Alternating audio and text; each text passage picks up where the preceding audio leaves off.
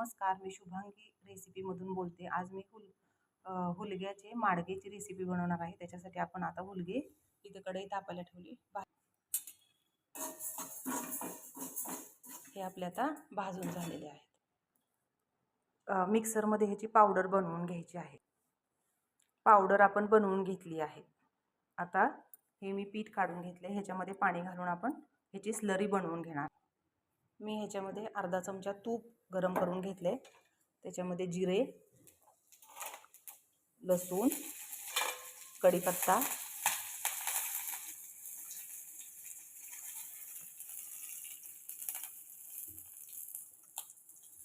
मी पाण्यामध्ये मीठ, हळद घालून घेतलेली आहे. आता त्याच्यामध्ये मी ही केलेली पाण्याला उकळी आल्यानंतर ही स्लरी घालायची.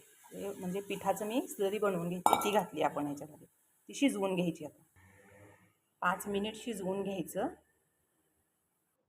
तयार झालं आपलं पौष्टिक हुलग्याचं माडगं. आजची रेसिपी आवडल्यास धन्यवाद.